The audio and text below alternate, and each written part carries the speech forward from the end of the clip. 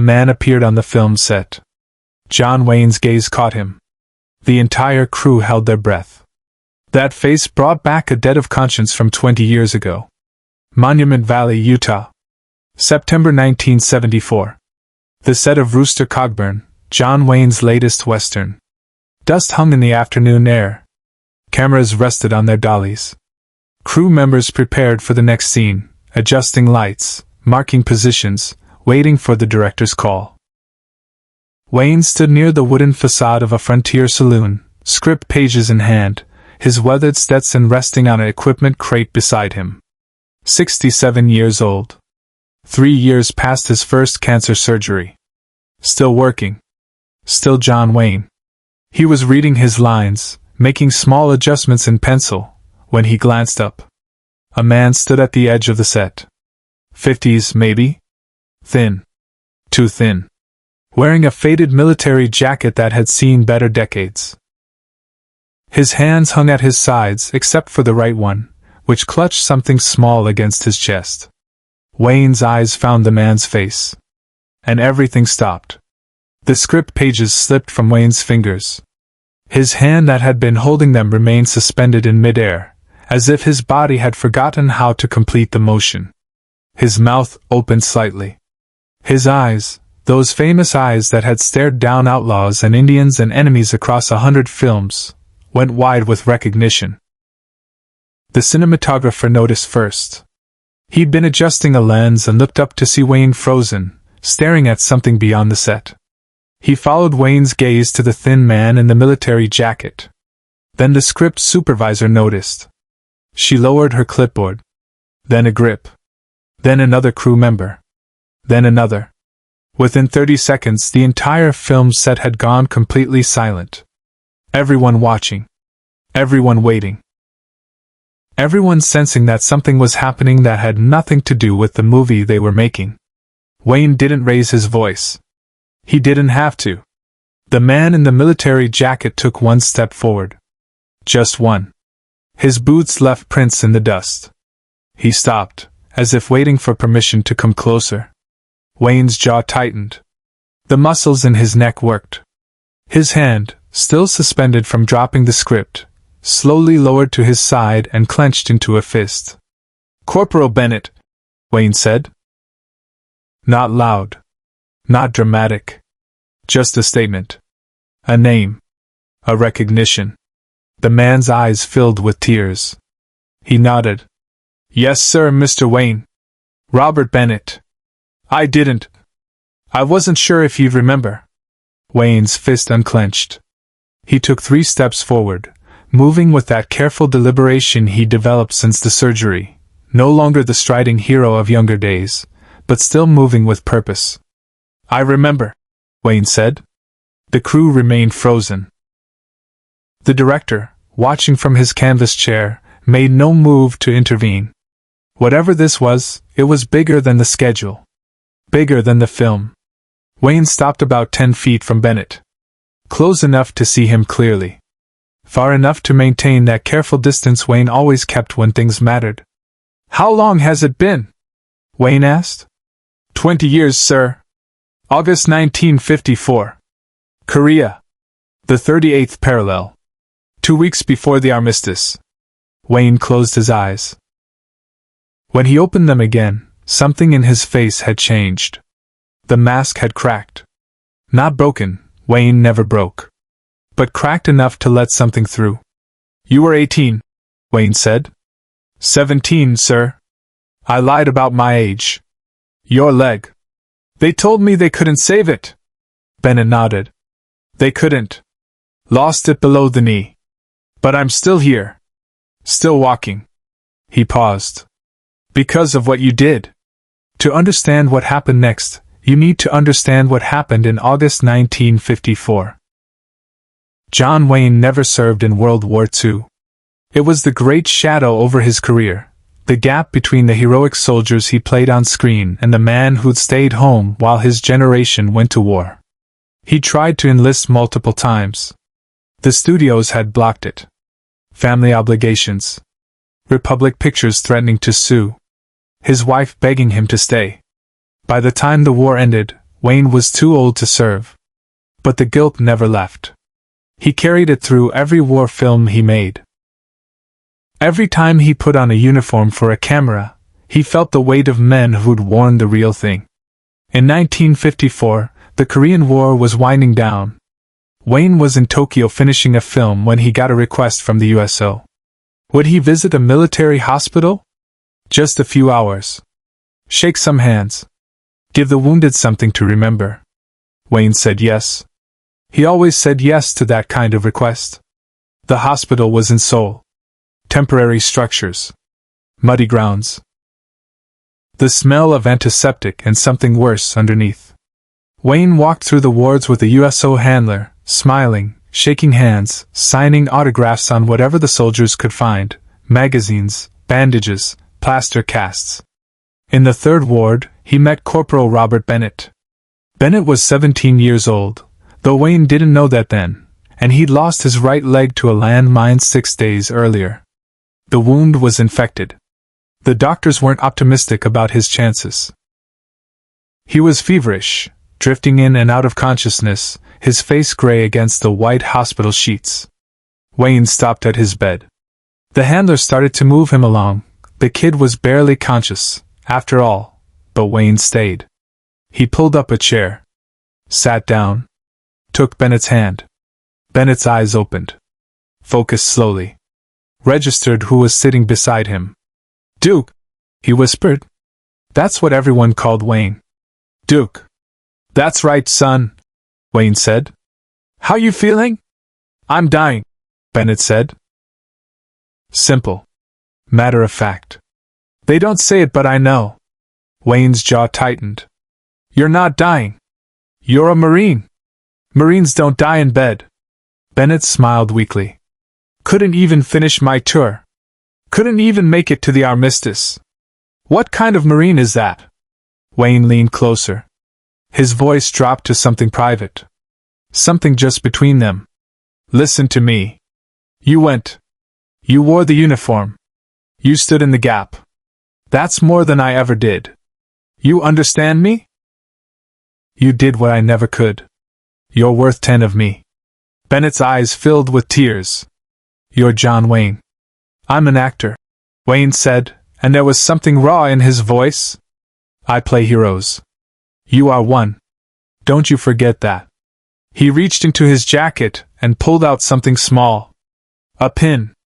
The kind you'd wear on a lapel. Nothing fancy, just a small American flag pin, the kind the studio had given him for some publicity event. Wayne pinned it to Bennett's hospital gown, right over his heart. You keep this, Wayne said.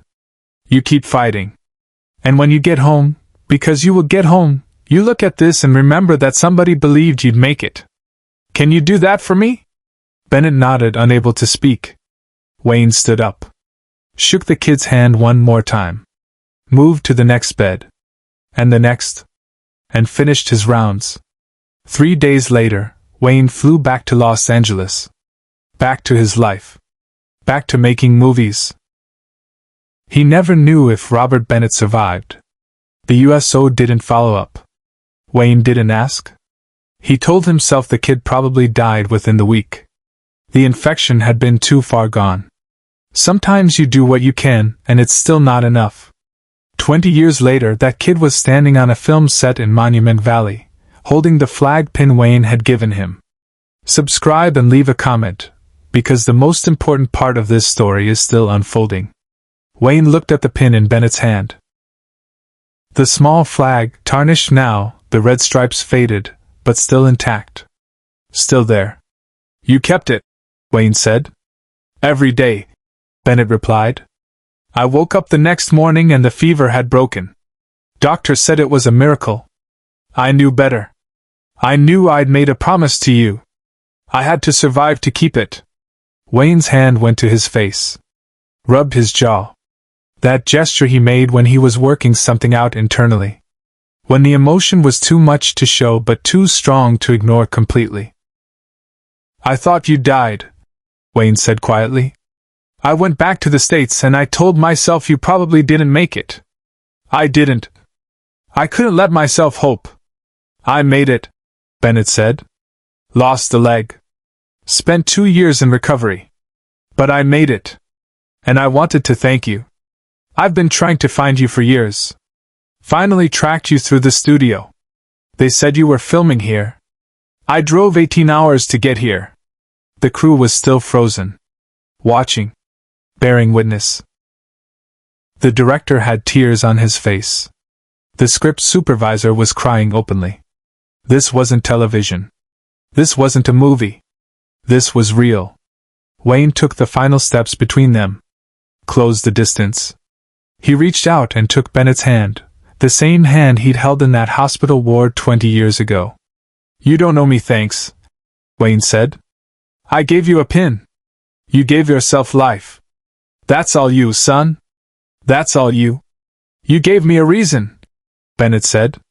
You told me I was worth something. That I'd done something that mattered. Nobody else said that. Everyone else just looked at me like I was broken. You looked at me like I was a Marine. Wayne's composure finally cracked. Not broken. Never broken. But cracked enough that everyone on that set saw what was underneath the myth. Tears ran down his face. Silent. Unstoppable. He pulled Bennett into an embrace. This thin veteran in his faded jacket, and the icon in his Western costume, standing in the dust of Monument Valley while cameras sat idle and crew members cried and the afternoon sun cast long shadows across the set. Away from the cameras, Wayne made a choice no one expected. When they finally separated, Wayne kept one hand on Bennett's shoulder. He turned to face his crew, all of them still watching, still silent. This man, Wayne said, his voice rough but carrying across the set. This Marine fought in Korea while I was making movies. He lost his leg. Nearly lost his life. And he's spent 20 years carrying a promise I didn't even know I'd made. He looked back at Bennett. What do you do now? For work? Bennett hesitated. Odd jobs, mostly. Construction when I can get it.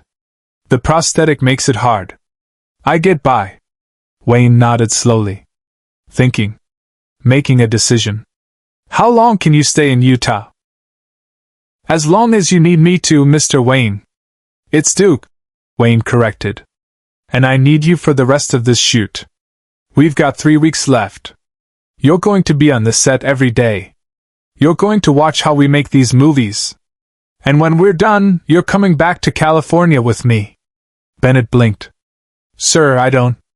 I've got a ranch, Wayne continued. Horses. Cattle. Always need help. Good help. Reliable help. The kind of help that keeps promises. He squeezed Bennett's shoulder. You kept your promise to survive. I'm keeping mine to remember. Deal? Bennett couldn't speak. He just nodded. Wayne turned to his director. George, we're done for today. Call it.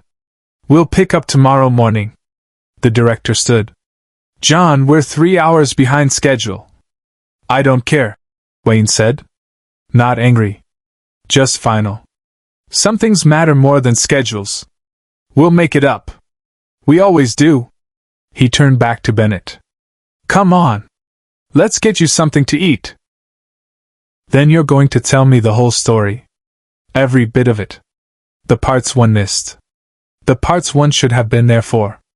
They walked off the set together. Wayne and the Marine. The icon and the man he'd saved without knowing it. The crew watched them go. Nobody moved to pack up equipment. Nobody spoke.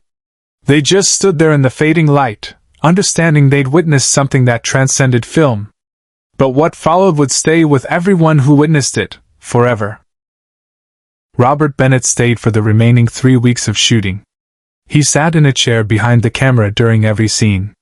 Wayne would look at him between takes, just a glance, a nod, as if confirming Bennett was still there. Still real. When filming wrapped, Bennett flew to California with Wayne. He lived on the ranch for the next 8 years, working with the horses, managing the property. Wayne paid him fairly. Treated him with respect. Never mentioned the debt. Because in Wayne's mind, the debt had always run the other direction. In 1979, when John Wayne's cancer returned and the end was near, Robert Bennett sat beside his hospital bed. Just like Wayne had done 25 years earlier in Seoul. Bennett held Wayne's hand. And he said the same words Wayne had said to him.